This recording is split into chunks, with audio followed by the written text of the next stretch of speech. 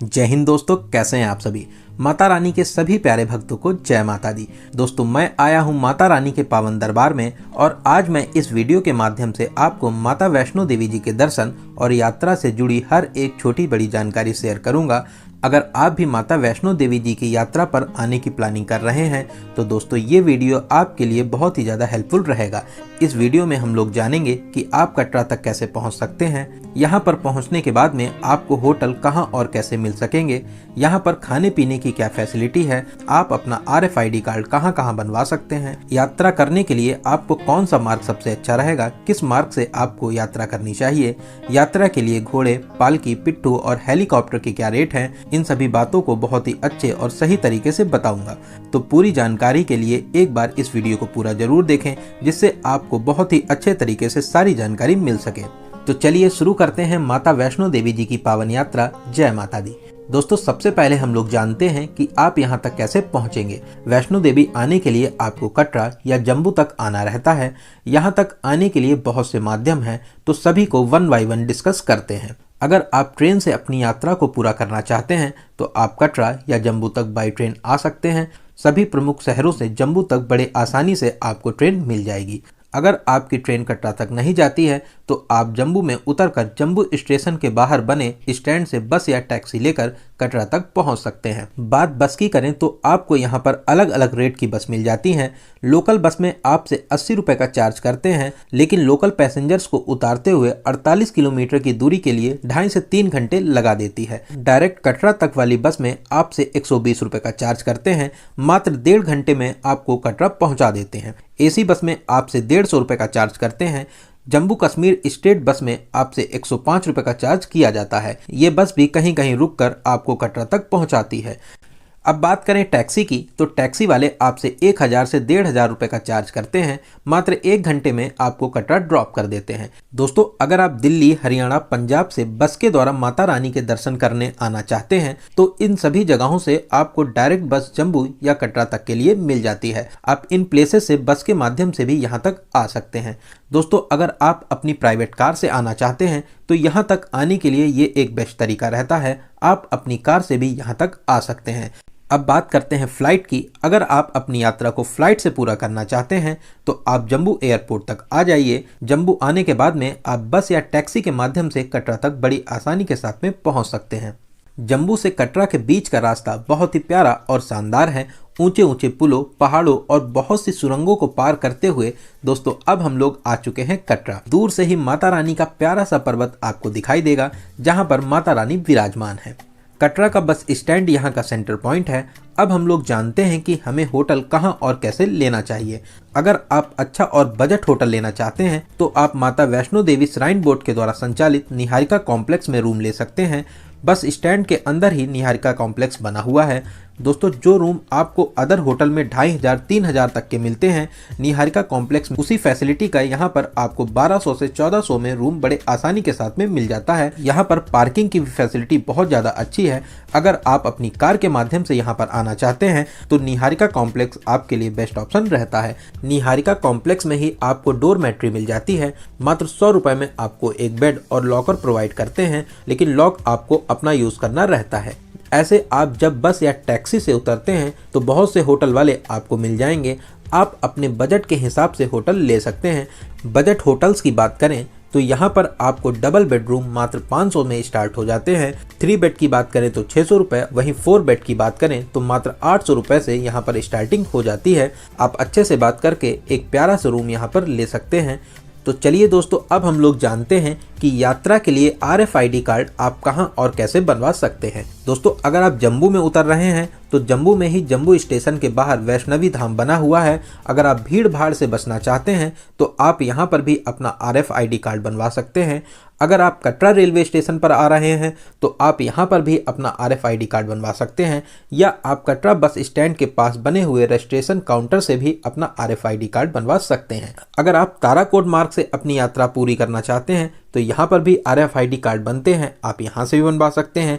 दोस्तों ये RFID card आपका बाणगंगा मार्ग और नया ताराकोट मार्ग पर स्कैन किया जाता है। अगर आपके कार्ड में कुछ प्रॉब्लम हो जाती है तो यहाँ पर बने हुए काउंटर्स में आप इनको सही करा सकते हैं और अपनी सफलतापूर्वक यात्रा करने के बाद में इस कार्ड को आपको वापस करना अनिवार्य रहता है। तो चलिए दोस्तों, अब हम लोग जानते हैं सबसे जरूरी बात कि यात्रा के लिए आपको कौन सा मार्ग सबसे अच्छा रहेगा। माता वैष्णो देवी जी के भवन तक यात्रा के लिए 2 मार्ग बने हैं। एक पुराना मार्ग जिसे बाणगंगा मार्ग कहते हैं। दोस्तों इस मार्ग के लिए आपको कटरा चौक से 1.5 किलोमीटर की दूरी पूरी करके बाणगंगा चेक पोस्ट पर आना रहता है। फिर बाणगंगा चरण पादुका मंदिर होते हुए 6 किलोमीटर की यात्रा पूरा करके आप अर्धकुमारी मार्ग पर पहुंच जाते हैं। फिर आप हिमकोटी मार्ग पर 5.5 किलोमीटर की दूरी पूरा करते हुए टोटल 13 किलोमीटर की यात्रा करके माता के भवन में आराम से पहुंच जाएंगे। और हमारा दूसरा मार्ग है नया ताराकोट मार्ग, जो कटरा बस स्टैंड से 2.5 किलोमीटर की दूरी पर स्थित है। यहीं से हमारा नया ताराकोट मार्ग शुरू होता है। फिर माता रानी के लंगर से होते हुए हम लोग 7 किलोमीटर की दूरी पूरा करके अर्धकुमारी मार्ग और हिमकोटी मार्ग पर पहुंचते हैं। फिर यहां से हिमकोटी मार्ग से 5.5 किलोमीटर की दूरी पूरा करके हम लोग माता के भवन में बड़े आसानी के साथ में पहुंच जाते हैं। दोस्तों अगर आप घोड़ा, पालकी और पिट्ठू से जाना चाहते हैं तो आप बाणगंगा मार्ग से अपनी यात्रा को प्रारंभ कर सकते हैं, क्योंकि इसी मार्ग पर आपको घोड़ा, पालकी और पिट्ठू मिलते हैं।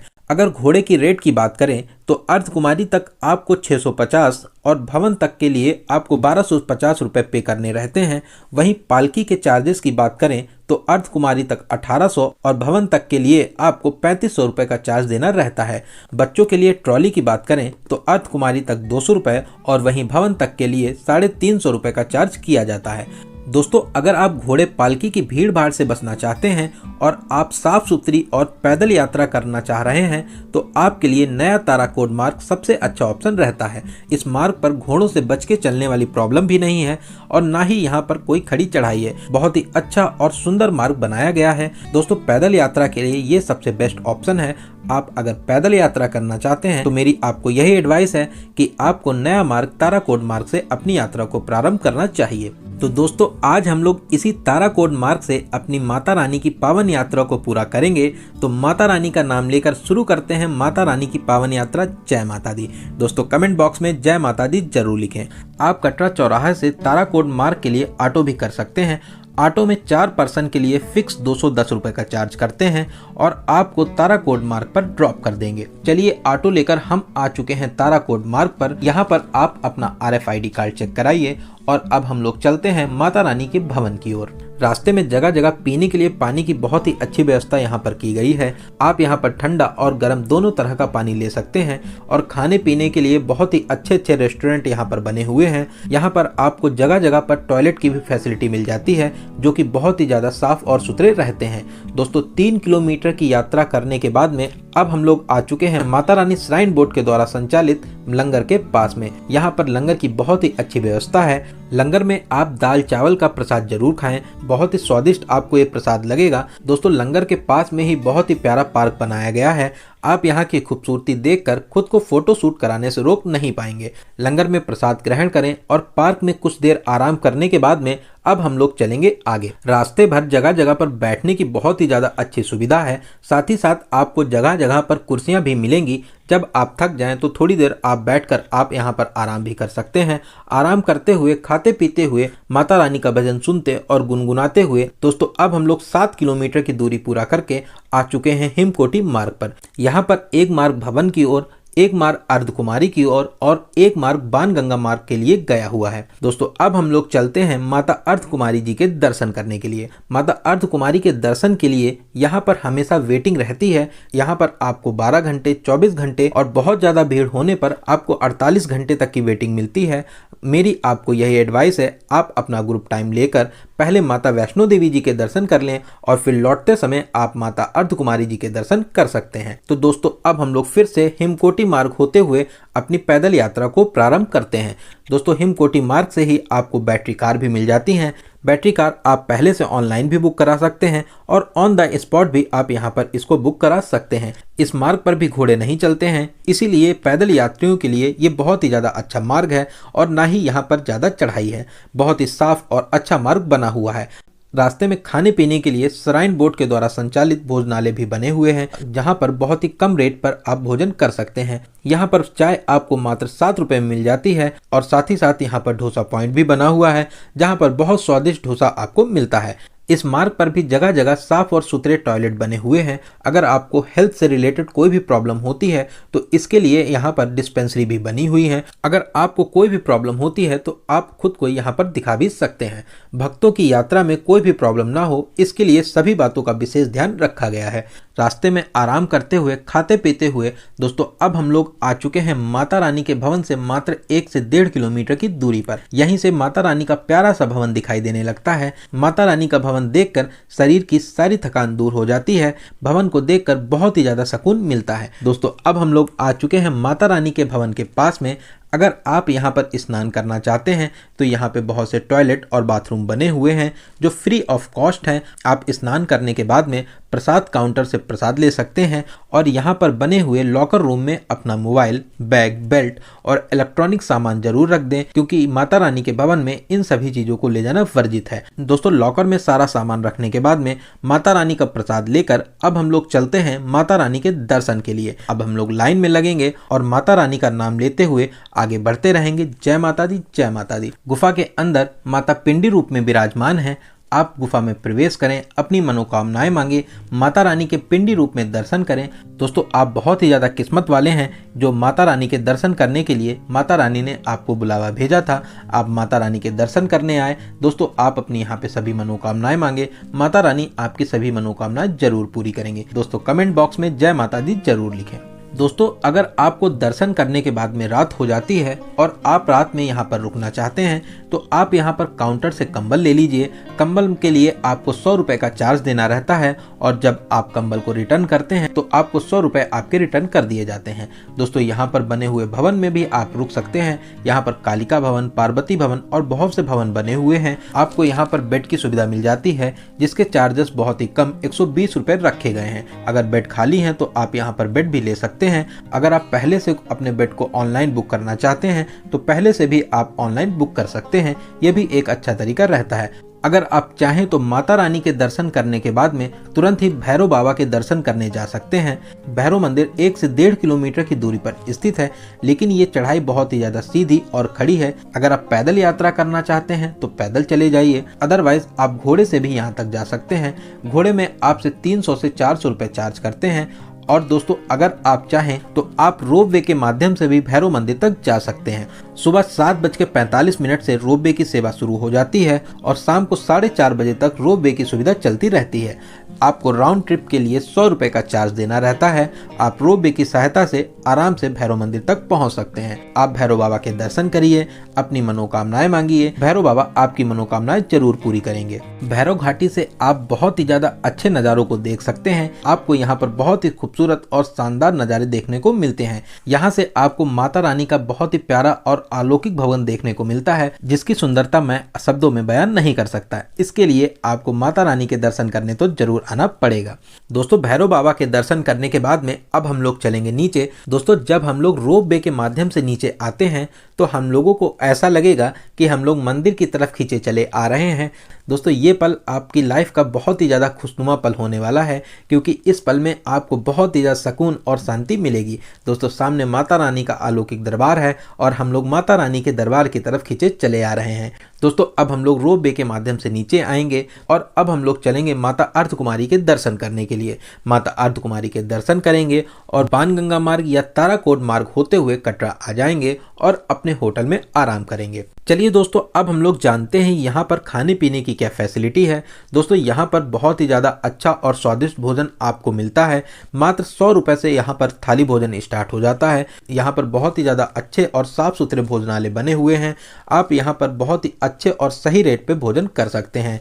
चलिए दोस्तों अब सबसे ज़रूरी बात करते हैं बजट की। कितने बजट में आप इस पावन यात्रा को पूरा कर सकेंगे। दोस्तों मैं मान के चलता हूं कि आप कम से कम 2 लोग तो माता रानी की यात्रा करने के लिए आएंगे ही। दोस्तों मात्र 2000 से 2500 के बजट में आप इस यात्रा को बहुत ही अच्छे तरीके से पूरा कर लेंगे। इस बजट में जम्मू से कटरा तक के लिए बस, कटरा में एक बजट होटल, यहाँ पर खाना पीना, ताराकोट मार्ग तक ऑटो इंक्लूड है। अगर आप VIP होटल लेते हैं और 3 स्टार रेस्टोरेंट में भोजन करते हैं, फिर दोस्तों जैसा आपका बजट हो उस हिसाब से माता रानी की यात्रा को पूरा कर सकते हैं।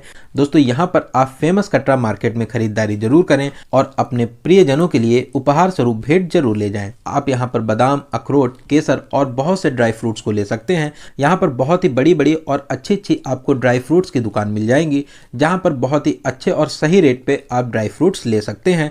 दोस्तों अगर आप अपनी इस यात्रा को हेलीकॉप्टर से पूरा करना चाहते हैं तो आपको यहाँ पर हेलीकॉप्टर की भी सुविधा मिल जाएगी। आप निहारिका भवन से अपने हेलीकॉप्टर को ऑन द स्पॉट भी बुक करा सकते हैं, या आप चाहें तो पहले से अपनी ऑनलाइन टिकट को भी बुक करा सकते हैं। हेलीकॉप्टर के टिकट की प्राइस की बात करें तो वन साइड के लिए आपको 1830 और राउंड ट्रिप के लिए आपको 3660 रुपये का टिकट लेना रहता है।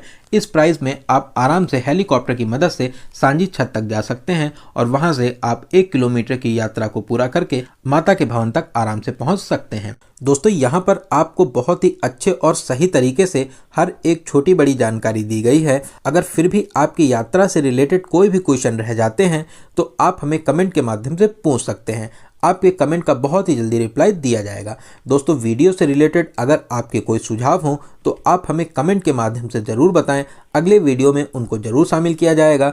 दोस्तों आपको ये वीडियो कैसा लगा और इस वीडियो को आप कहां से देख रहे हैं, कमेंट के माध्यम से हमें ज़रूर बताएं। दोस्तों आपको अगर वीडियो अच्छा लगा हो तो वीडियो को लाइक करना बिल्कुल ना भूलें, और आप किसी दूसरे वीडियो में खो जाएं उससे पहले चैनल को सब्सक्राइब कर लीजिए। साथ में बेल आइकन प्रेस करने के बाद में ऑल नोटिफिकेशन को जरूर क्लिक करें।